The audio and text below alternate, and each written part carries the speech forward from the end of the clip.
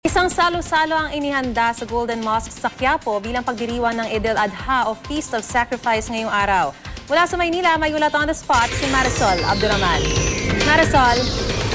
Maris, bagamat simple nga ay hindi nagpahuli ang mga kapatid nating Muslim sa pagdiriwang ng Eid al-Adha o Feast of Sacrifice ngayong araw. Hindi naging hadlang para sa pamilyang ito ang sama ng panahon para ipagdiwang ang Eid al-Adha. Kahit umaambon, tuloy ang kasiyahan ng pamilya humawan sa Quirino Grandstand, lalo pat lumuwas pa ang mga magulang na magkakapatid na ito mula Zamboanga para sama-samang ipagdiwang ang Eid al-Adha. Pagsasaluhan naman ng magkakapitbahay sa Golden Mosque sa Quiapo, Maynila ang 2 kambing na kinatay.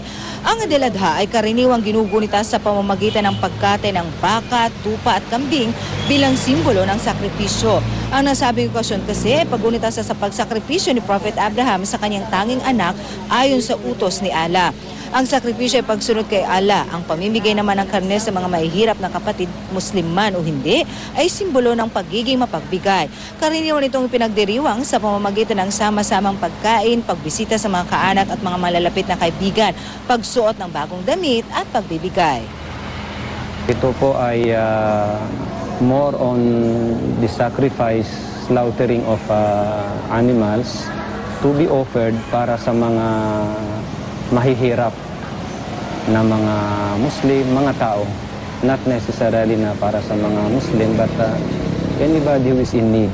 Alhamdulillah, okay naman na nakaraos na rin, at least na nakaraos na rin na naitaguyod yung pagdarasal sa pag-celebrate nitong Eid al-Adha. Maris, ito nga ay 3 araw ng selebrasyon, at kasama nga sa naging special intention ngayon, kaya medyo may special ang pag-celebrate ng Eid al-Adha ngayon dahil nga naitaon din ito sa signing nga ng framework ng Bangsamoro at ng gobyerno. At kasama nga sa dinadasal ng mga kapatid na Muslim ay sana nga both magkaroon ng sacrifice ang magkabilang panig para nga sa ating inaasam-asam na kapayapaan sa Mindanao. Maris? Maraming salamat, Marisol Abdurrahman.